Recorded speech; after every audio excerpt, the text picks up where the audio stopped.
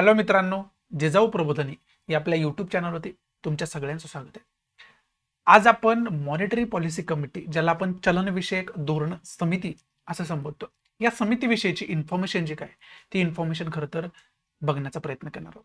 कारण ही monetary policy committee वारंवार न्यूजमध्ये असते आणि विशेष करून ज्या वेळेस आता रेपो रेट खरं तर वाढवला गेला, कमी केला गेला, त्यावेळेस ही वारंवार न्यूजमध्ये येत असते. त्यामुळे आपल्याला मॉनिटरी पॉलिसी कमिटी ही स्पर्धा परीक्षा दृष्टीतून महत्त्वाची होऊन बसते. त्यामुळे आपल्याला याच्याविषयी डिटेल इन्फॉर्मेशन बघणं कुठेतरी गरजेचं आहे आणि तीच इन्फॉर्मेशन खरं तर या लेक्चरमध्ये आपण बघण्याचा प्रयत्न करणार आहोत. चला तर मग सुरुवात करूया, बघूयात मॉनिटरी पॉलिसी कमिटी विषयीची इन्फॉर्मेशनची काय आहे ते आपल्याला काय सांगते. आता पहिलं तर या स्लाइडमध्ये तुम्हाला दिसतंय एक चार्ट दिलाय आणि त्याच्यामध्ये विशेष करून आरबीआयने एक मॉनिटरी पॉलिसी कमिटी स्थापन केली आणि त्या कमिटीमध्ये, त्या समितीमध्ये 6 मेंबर असतील. मग ते 6 मेंबर कोण कोण असतील तर त्याच्यामध्ये 3 मेंबर जे असतील ते आरबीआयचे ऑफिसर्स असतील आणि बाकीचे उरलेले 3 मेंबर जे आहेत ते गव्हर्नमेंटचे रिप्रेझेंटेटिव्ह असतील, म्हणजे गव्हर्नमेंटमधली खरं तर ती 3 माणसं असतील, प्रतिनिधी असतील.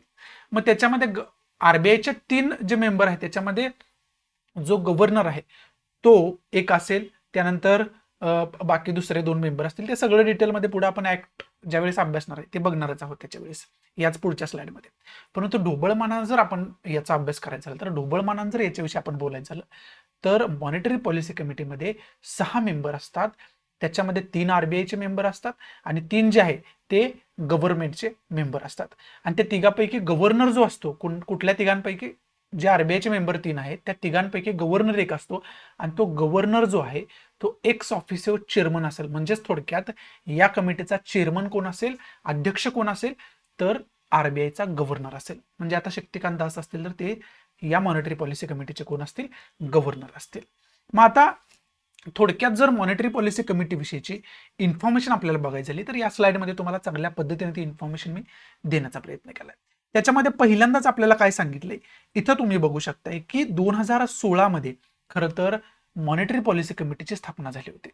2016 मध्ये. आता आरबीआय ऍक्ट 1934 जर बघितला तर तो अमेंडमेंट त्याच्यामध्ये घटना दुरुस्ती केली होती, विशेष करून त्या ऍक्टमध्ये दुरुस्ती केली गेली होती 2016 मध्ये आणि त्याच्यामध्ये एक कलम ऍड केलं होतं. आता त्या कलमाविषयी पुढे मी सांगणार आहे, परंतु आता तेवढं किचकट तुम्हाला न करून सांगता एक स्टोरी सारखं सोप्या भाषेमध्ये मला तुम्हाला सांगायचं आहे.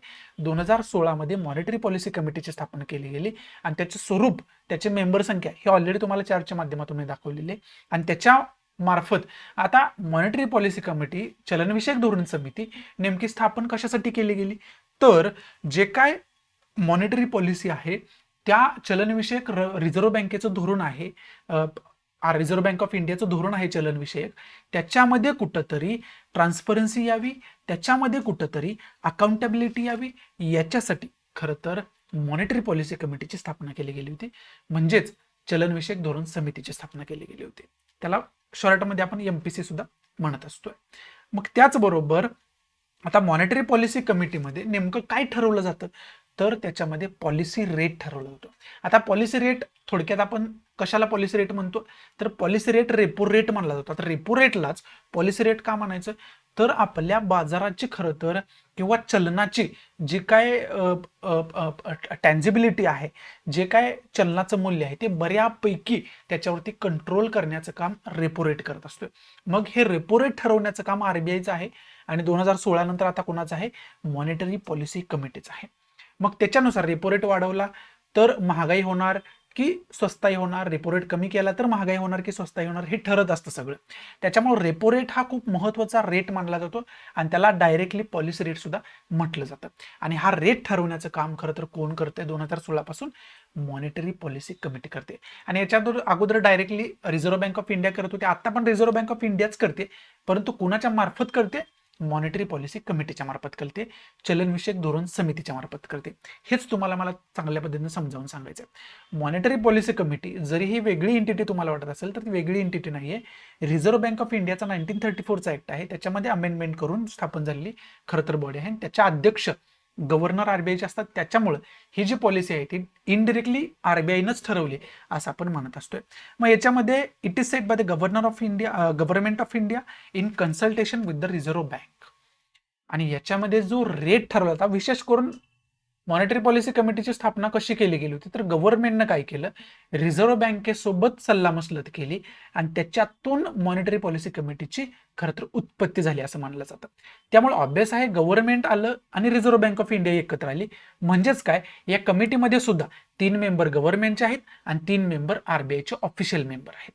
समजते, म्हणजे गव्हर्नमेंट आणि आरबीआय या दोघांनी मिळून याच्यामध्ये ट्रान्सपरन्सी कशी आपण डेव्हलप करू शकतो, याच्यामध्ये अकाउंटेबिलिटी आपण कशी डेव्हलप करू शकतो, याच्या वरती खरं तर याच्यामध्ये विचार केला गेलाय. आणि पुढच्या स्लाइडमध्ये तुम्हाला what is a monetary policy committee दिले, what is a monetary policy framework दिले. म्हणजेच काय, तर मॉनिटरी पॉलिसी नेमके काय, ही पॉलिसी म्हणजे नेमकं काय. आता अनेक वेळा आपण ऐकत असतो की बाजारामध्ये महागाई चालू आहे. आता तुम्ही बघताय पेट्रोलच्या डिझेलच्या किमती वाढत आहेत, त्यानंतर बाकी फूड प्राइसेस वाढत आहेत. त्या फूड प्राइसेस, जो काही फूड क्रायसिस रशिया युक्रेन युद्धामुळे सुरू झालेला आहे, त्याच्यावरती आपण एक वेगळं विषय बनवणारच आहेत, तो आपला विषय नाही. परंतु हे जे काही प्राइस राईज आहे किंवा अचानक वस्तूंच्या किमती खाली पडत आहेत, त्यामुळे नुकसान खरं तर व्यापाऱ्यांना, शेतकऱ्यांना सहन करावं लागत असते. त्याच्या वेळेस आता महागाई वाढली म्हणजे काय झालं, तर आपल्या चलनाचं मूल्य घटलं. कारण महागाई वाढली म्हणजे एखाद्या वस्तूच्या बदल्यात आपल्याला जास्त पैसे द्यावे लागतात. जास्त पैसे कधी द्यावे लागतात, ज्यावेळेस वस्तूची किंमत वाढते, वस्तूचं मूल्य वाढतं आणि पैशाचं मूल्य घटतं, त्यावेळेस आपल्याला जास्त पैसा त्या वस्तूसाठी द्यावं लागत असतो. मग हे जे पैशाचं मूल्य आहे, ते पैशाचं मूल्य स्थिर राहावं याच्यासाठी जे पॉलिसी रेट ठरवला जातो, ज्याला आपण थोडक्यात रेपो रेट म्हणतोय. बाकी सुद्धा रेपो रेटच फक्त नाही, बाकी सुद्धा रिव्हर्स रेपो रेट आहे, रेपो रेट आहे, SLR आहे, त्यानंतर LR आहे, असे वेगवेगळे रेट्स आहेत. परंतु रेपो रेट खूप महत्वाचा आहे, त्यामुळे इथं रेपो रेटचा वारंवार उल्लेख मी तुम्हाला करून सांगतो. मग हे जे इन्स्ट्रुमेंट आहेत, monetary policy instrument, monetary policy हे इन्स्ट्रुमेंट म्हणून वापरले जाते. मॉनिटरी म्हणजे चलनविषयक धोरण हे एक खरं तर टूल म्हणून वापरलं जाते. ते टूल काय करेल, चलनाचं मूल्य स्थिर ठेवण्याचं काम करेल. आणि हे सगळं जे डिसिजन आहे, ते सगळं डिसिजन मॉनिटरी पॉलिसी कमिटीच्या अंतर्गत केलं जाईल.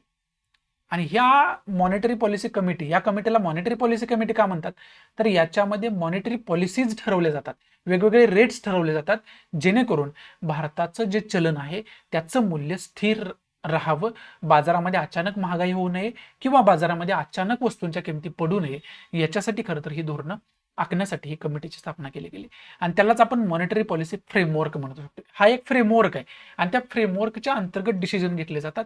जशी इकॉनॉमी म्हणजे अर्थव्यवस्थेमध्ये आपल्या परिस्थिती सुरू आहे, ती परिस्थिती शाश्वत विकासाच्या दृष्टीतून जर बरोबर नसेल, तर ती कशा पद्धतीनं शाश्वत विकासाच्या दृष्टीतून बरोबर ठरल, याच्या दृष्टीतून निर्णय याच्यामध्ये घेतले जातात, जेणेकरून आपल्या अर्थव्यवस्थेचा शाश्वत विकास होऊ शकेल आणि आपलं चलन मूल्य जे आहे, चलनाची जी व्हॅल्यू आहे, ती स्थिर राहू शकेल.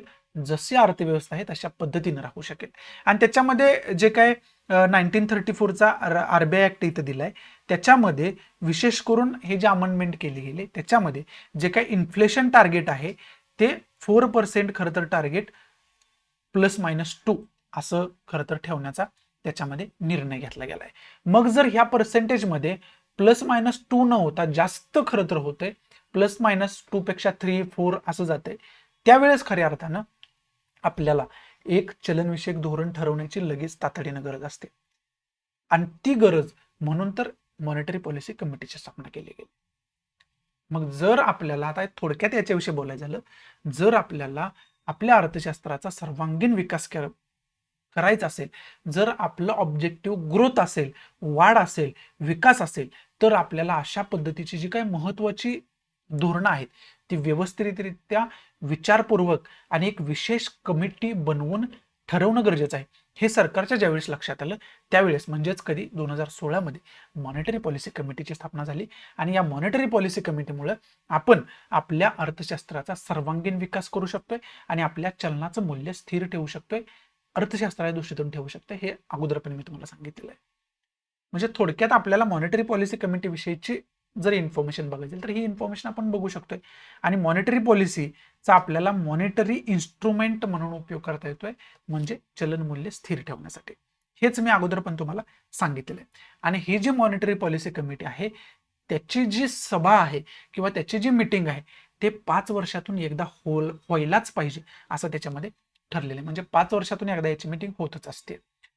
त्याचबरोबर आपल्याला आणखी काय बघायचं तर कायदा नेमका आता अमेंडमेंट केली म्हणजे नेमकं काय केलं तर 2016 मध्ये रिझर्व्ह बँक ऑफ इंडियाच्या ऍक्टमध्ये दुरुस्त केली.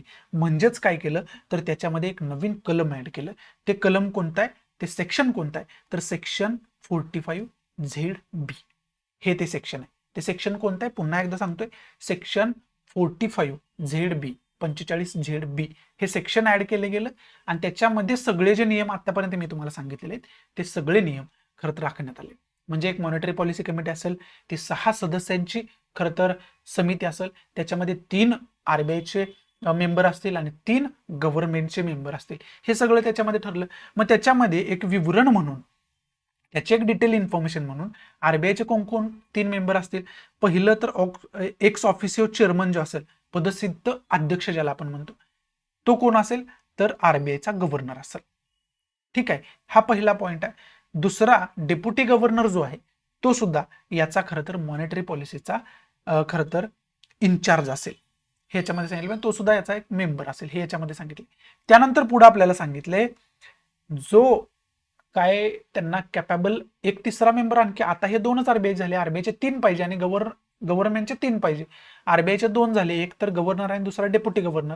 आणि तिसरा जो मेंबर आहे तो आरबीआयचा जो बोर्ड आहे त्या बोर्डाला जो तिसरा योग्य कॅपेबल व्यक्ती आरबीआय मधला ऑफिसर वाटेल त्याची खरं तर तिसरा मेंबर म्हणून नियुक्ती केली जाईल असं त्या कायद्यामध्ये खरं तर ठरलेलं आहे.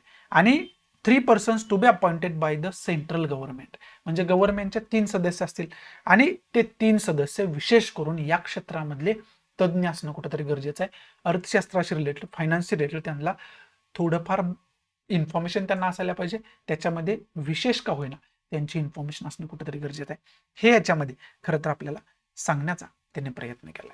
म्हणजे याच्यामध्ये फॅक्च्युअली इन्फॉर्मेशन 45ZB हे लक्षात ठेवणं गरजेचं आहे आणि आरबीआय ऍक्ट 1934 लक्षात ठेवणं गरजेचं आहे. 2016 मध्ये त्याच्यामध्ये अमेंडमेंट झाली होती आणि त्याच्यामध्ये अमेंडमेंट कशासाठी झाली होती तर मॉनिटरी पॉलिसी कमिटीची स्थापना करण्यासाठी अमेंडमेंट झाले होते. हे 2016 विषय तुम्हाला माहिती पाहिजे. म्हणजे ऑब्वियस आहे कोणत्या वर्षी मॉनिटरी पॉलिसी कमिटीची स्थापना झाली तर ती 2016 मध्ये झाली. हे आपण विसरता कामा नये. ही खरं तर बेसिक इन्फॉर्मेशन होती कुणाविषयी, रिझर्व्ह बँक ऑफ इंडियाची जी काय मॉनिटरी पॉलिसी कमिटी आहे त्या मॉनिटरी पॉलिसी कमिटी विषयीची ही छोटीशी इन्फॉर्मेशन खरं तर आपण बघण्याचा प्रयत्न केला. आशा आहे की मी तुम्हाला चांगल्या पद्धतीनं मॉनिटरी पॉलिसी कमिटी विषयीची इन्फॉर्मेशन समजावून सांगू शकलो असेल अगदी थोड्या वेळामध्ये आणि आपल्या भाषेतून म्हणजे मराठीतून. जर तुम्हाला एमपीएससीची ऑफलाईन बॅच जॉईन करायची असेल, यूपीएससीची ऑफलाईन बॅच जॉईन करायची असेल, ऑप्शनलशी रिलेटेड काय गायडन्स हवा असेल तर तुम्ही खाली दिलेल्या नंबरवरती कॉन्टॅक्ट करू शकताय आणि तुमची सीट बुक करू शकताय पुण्यामध्ये. सो या ठिकाणी तुमची मी रजा घेतो. जर आवडत असेल तर प्लीज लाईक करा, नसेल तर डिसलाईक करा. आणि डिसलाईक का केलं हे कमेंट बॉक्समध्ये नक्की सांगा जेणेकरून तुमच्या इन्स्ट्रक्शननुसार त्याच्यामध्ये मी इम्प्रोव्हिजेशन करू शकेन. आणि जास्तीत जास्त आपल्या मराठी विद्यार्थ्यांना शेअर करा जेणेकरून सगळ्यांना याचा फायदा होऊ शकेल. सो या ठिकाणी तुमची रजा घेतो. भेटू आपण अशाच इंटरेस्टिंग नवीन लेक्चरमध्ये. तोपर्यंत thanks for watching. Good bye, take care, जय हिंद.